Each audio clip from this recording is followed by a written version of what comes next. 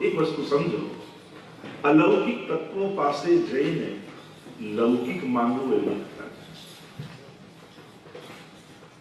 જ્યાં અલૌકિકતા છે, જ્યાં આધિદૈવિકતા છે, જ્યાં દિવ્યતા છે, જ્યાં માયાનો લેશ માત્ર પણ સ્પર્શ નથી, એવા સ્થાનોમાં જઈને સંસાર વધારવાની વાત કરી.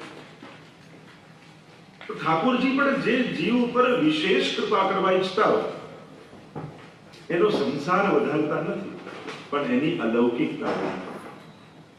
પ્રભુ જેને લીલામાં, જેને પોતાના આધ્યાત્મિક જગતમાં પ્રવેશ કરાવવા માંગતા હોય એને સ્વયં ભગવાન જ લૌકિકમાં બહુ ફસવા દેતા, એવો અમારા ઠાકોરજીનો સ્વભાવ છે.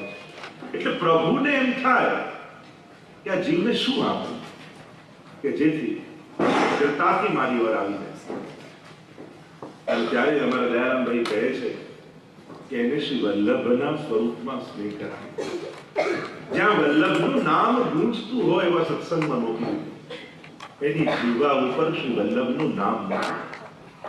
અને જ્યારે જેની જીભ ઉપર શ્રી મહાપ્રભુજીનું શ્રી વલ્લભનું નામ આવે છે એને ગોતતા ગોતતા સ્વયં પ્રભુ આવે. આ બે નામ એવા છે ને કે જે ઠાકોરજીને સાંભળવા બહુ ગમે. એક जिनके गुण सुदन को लाल गिरिधरन पिय आय सन्मुख ताके विराजे, એમ 41 પદમાં આપણે ગાઈએ છીએ. એવું શ્રી યમુનાજીનું નામ જ્યાં ગૂંજતું હોય ત્યાં નિશ્ચિત એના મુખ્ય શ્રોતા સ્વયં પ્રભુ જ છે. તમે જ્યારે પણ યમનાષ્ટક કરો, 41 પદ કરો, ઘણીવાર ચૈત્ર નવરાત્રી આદિમાં વૈષ્ણવ યમનાષ્ટકનું યમુનાજીનું આરાધન કરતા હોય છે, તો જ્યારે શ્રી યમુનાજીના ગુણગાન તમે કરો ત્યારે એ ચોક્કસ માનીને એવી સાવધાની સાથે કરજો કે હમણાં મારી સામે ઠાકોરજી બિરાજે. કારણ જ્યાં જ્યાં યમુનાજીનું નામ હોય છે ત્યાં ત્યાં પ્રભુ નિશ્ચિત હોય છે. કારણ કે પ્રેમ કે પંદતે ગહી જુ રાખે તુમ જહાં પઠાવત કહાં ન ભાવ. કારણ કે ઠાકોરજીને પ્રેમના પંદથી ગહીને રાખે.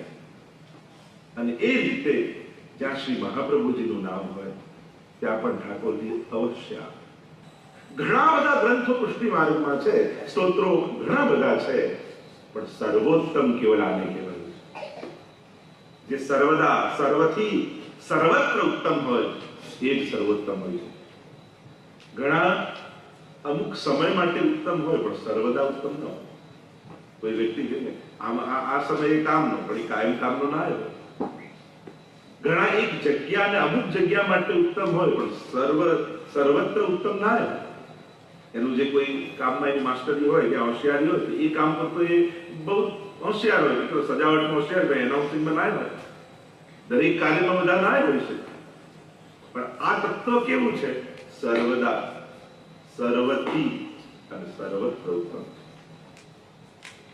અને એ તત્વ શ્રી વલ્લભનું તત્વ.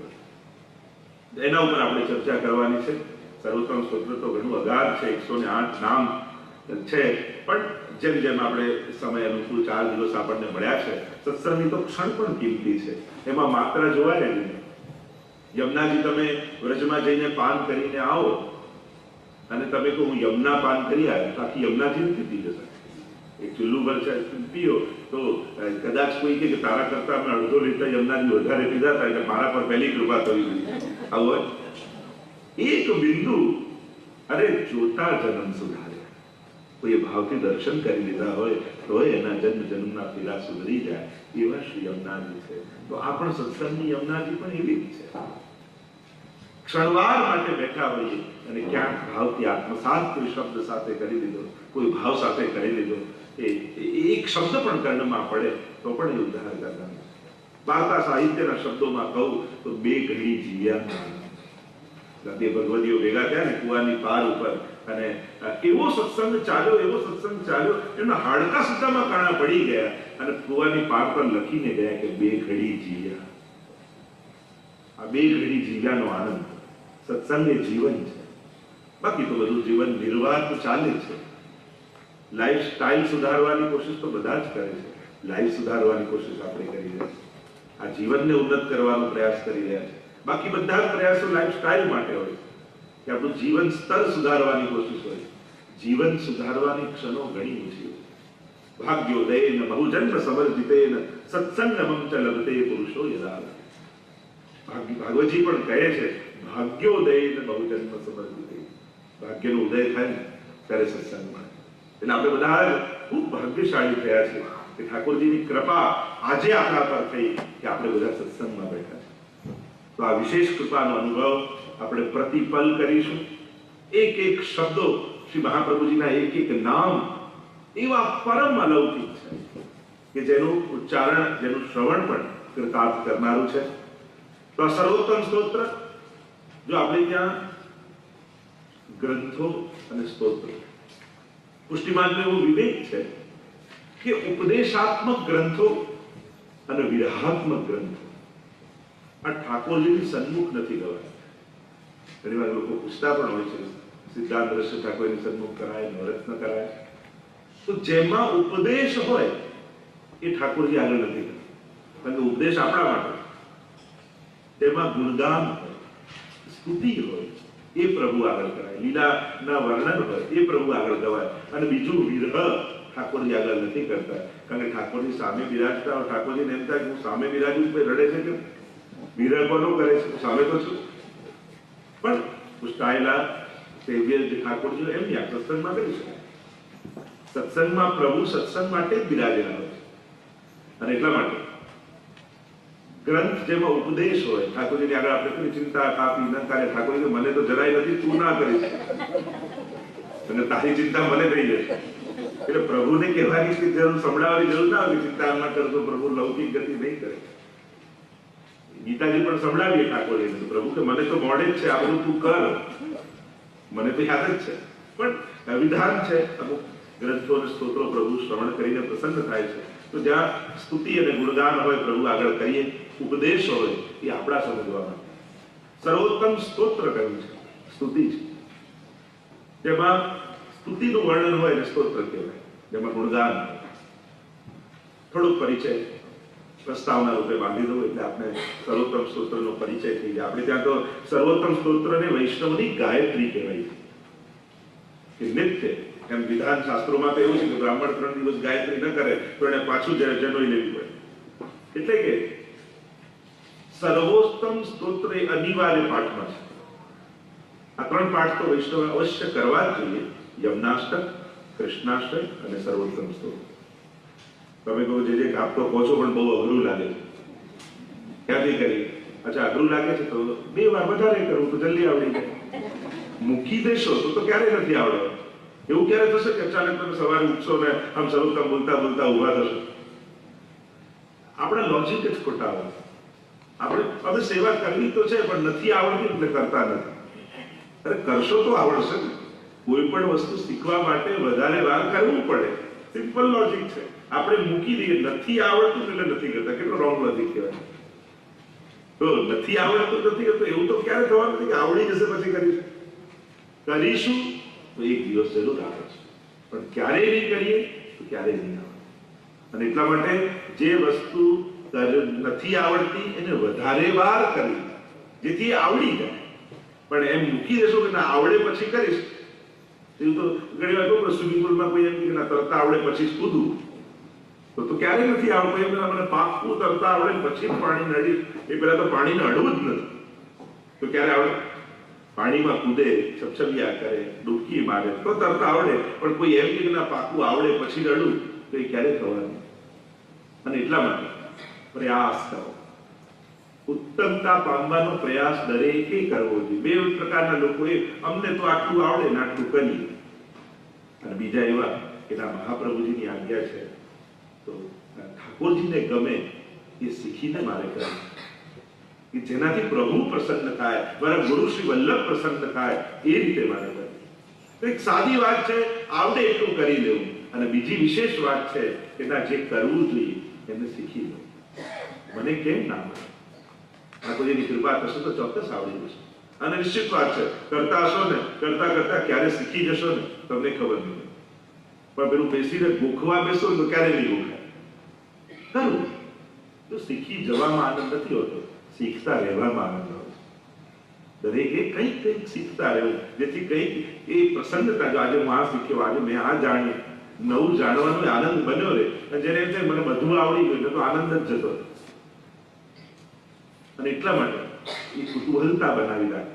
સેવામાં પણ કોશિશ કરવી કે ના, મહાપ્રભુજીની આજ્ઞા છે એ રીતે મારે લાલ લડાવવા છે ઠાકોરજી, મારે એ રીતે કીર્તન શીખવા છે. મને ગાઈ ના શકું તો વાંચીશ. અષ્ટસખાના 2 કીર્તન ઠાકોરજી આગળ રોજ વાંચીશ. તો વાંચતા વાંચતા ક્યારેક ગાતા પણ થઈ જશે. પણ મનમાં એવું જ માનીને બેસી જશું કે ના, અમને નથી આવડતું અને મને જે ફાવે એવું જ કરું, તો ક્યારે વિકાસ નહીં થાય, ક્યારે આગળ ગતિ નહીં થાય.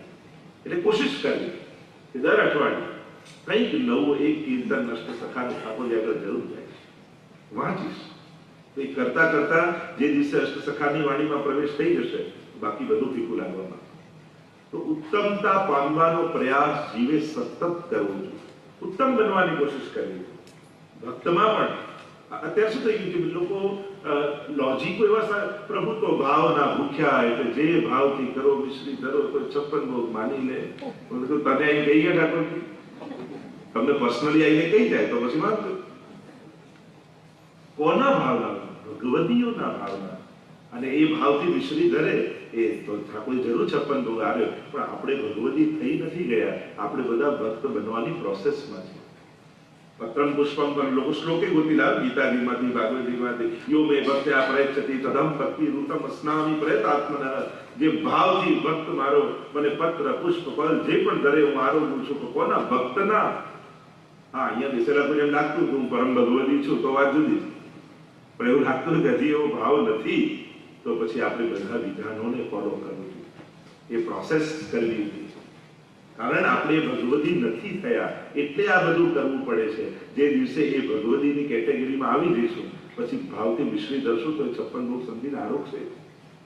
અને એટલા માટે સાચા હૃદયથી હોય તો બરાબર છે, પણ ઉત્તમતા શીખવાથી કરવાથી બચવા માટે જયારે આપણે વાત કહીએ ને કે પ્રભુ ભાવના ભૂખ્યા, એમાં ક્યાંક આપણે આપણી જાતને જ છેતરી. એટલે ભાવના ભૂખ્યા કરી હું આ બધું કઈ નહીં કરું તો ચાલશે, એનો અર્થ એમ થાય ચોખ્ખો. તો એ ક્યાંક પોતાની જાતને છેતરવાની વાત આવે છે. કોશિશ એ કરવી કે મને કેમ ના હોય, હું શીખીશ, હું પ્રયાસ કરીશ. હા, અહીંયા જેટલો સમય જોઈએ અનુકૂળતા એ પ્રમાણે. ઉત્તમતા કરવા માટે વધારે સાધનો કરો એવું નથી હોતું. જે મિશ્રી ભોગ બધે ધરતા હોય, આપણે વધારે ન ધરતા હોય, ત્યારે કોઈ મોટો ઉત્સવ આવે તો એની કેસરી કરીને ધરી શકીએ ને, કેસરવાળી કરી સહેજ કંઈક અધિક અને ઉત્તમ કરવાનો પ્રયાસ. તો એમ લાગે ઉત્સવ છે આજે, વિશેષ કંઈક કરીએ. તો સર્વોત્તમ સ્તોત્ર જો આછો પરિચય આપે. શ્રી મહાપ્રભુજી 52 વર્ષ આ ભૂતલ પર બિરાજ્યા. આપનો આ ભૂતલ પર બિરાજવાનો વર્ષ 52 વર્ષ મહાપ્રભુજી ભૂતલ પર બિરાજ્યા. નાની વયથી જયારે ઉપવિત 7 વર્ષમાં મહાપ્રભુજી ધારણ કરી અને આ 9 વર્ષની આયુથી તો આ પૃથ્વી પરિક્રમા કરવાનો પ્રારંભ કરી દીધો. ત્યાં દિગ્વિજય કર્યો. એની પણ કથા આપણે જયારે કન્યાકંઠાભિષેકનો આનંદ કરીશું ત્યારે એનો પણ દર્શન આપણે કરીશું, કઈ રીતે શાસ્ત્રાર્થમાં દિગ્વિજય આદિ કરી. 3 વાર મહાપ્રભુજીને ભગવદ આજ્ઞા થઈ કે આપ હવે લીલામાં પાછા પધારો. 3 વાર ભગવદ આજ્ઞા. અને એ 2 વાર આજ્ઞા ન માની શક્યા એનો ખેદ મહાપ્રભુજી, કારણ મહાપ્રભુજી હજી દૈવી જીવોને શરણે લેવાના હતા, ભાગવતજી પરની ટીકાઓ પ્રગટ કરવાની હતી. જે માટે આપ ભૂતલ પર પધાર્યા હતા એ કાર્ય હજી બાકી હતું. એટલે 2 આજ્ઞા મહાપ્રભુજી ઠાકોરજીની ન માની. આજ્ઞા જાતા પૂર્વક ગંગા સાગર સંગમે યાગથી પશ્ચાત મધુવને અંતઃકરણ પ્રબોધ નામનો મહાપ્રભુજી ગ્રંથ લખ્યો. કારણ કે એ આજ્ઞા ન માનવાનો એવો ખેદ મહાપ્રભુજીને થયો અને પોતાના અંતઃકરણને સંબોધી મહાપ્રભુજી 16 ગ્રંથમાં જ આવે છે અંતઃકરણ પ્રબોધ નામ. પોતાના અંતઃકરણને ઉપદેશ આપી રહ્યા. અંતઃકરણ વાક્યમ સાવધાન તયા શુણી કૃષ્ણો કૃષ્ણાત્પરમ નાસ્તિ દૈવમ વસ્તુતો દોષ વર્જિતમ ચાંડાલી ચેત રાજપત્ની જાતા રાગના ચ માનિતા કદાચિત અપમાને વા મૂર્તકાક્ષતિર ભવે. અદ્ભુત ગ્રંથ, અદ્ભુત ગ્રંથ. આપણને ઘણીવાર 16 ગ્રંથમાં શું 2-4 ગ્રંથો જાણતા હોય, સાંભળતા હોય, નવરત્ન, કૃષ્ણાશ્રય, સિદ્ધાંત, પણ આ બધા ગ્રંથો પણ બહુ સમજવા જેવા. અદ્ભુત ગ્રંથ છે અંતઃકરણ પ્રબોધ. પોતાના, કારણ કે બાકી બધા ગ્રંથો કોઈ ને કોઈ વૈષ્ણવને નિમિત્ત બનાવીને મહાપ્રભુજી ઉપદેશ આપે, પણ અંતઃકરણ પ્રબોધ એવો ગ્રંથ છે કે જેમાં મહાપ્રભુજી સ્વયં પોતાના અંતઃકરણને ઉપદેશ આપે. અને જ્યારે કોઈ પોતાની સાથે વાત કરતો હોય એનો આનંદ કંઈક જુદો હોય. પોતાના અંતઃકરણને ઉપદેશ આપે. અને બે આજ્ઞા ન પાડી, તમને ગંગાસાગરમાં આજ્ઞા થઈ, મધુવનમાં આજ્ઞા થઈ.